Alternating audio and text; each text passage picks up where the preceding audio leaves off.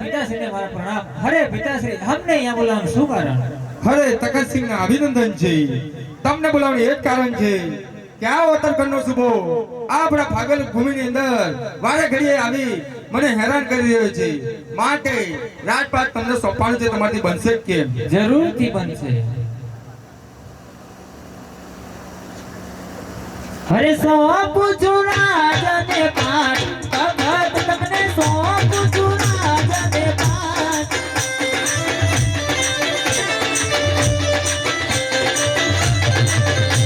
હરે સોંપું છું રાજને પાટ, ભગત તમને સોંપું છું રાજને પાટ।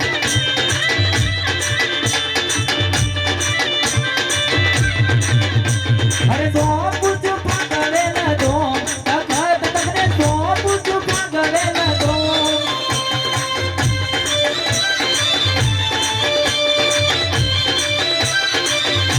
હરે સોંપું છું મારી સભા મોય, ભગત તમને સોંપું છું મારી સભા મોય।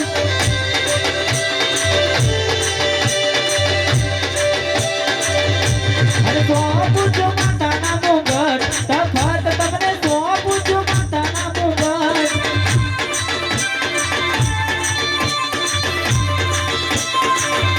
હે સોંપું છું ગળા તેના હાર, ભગત તમને સોંપું છું ગળા તેના હાર।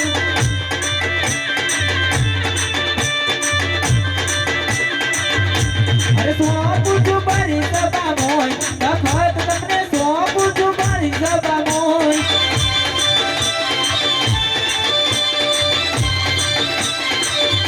હરે સોંપું છું હાથના હથિયાર, ભગત તમને સોંપું છું હાથના હથિયાર।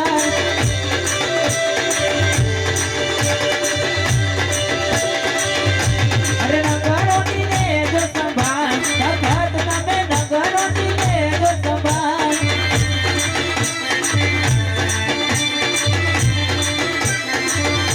હરે સાચવીને રાજ કરો, ભગત તમે સંભાળીને રાજ કરો।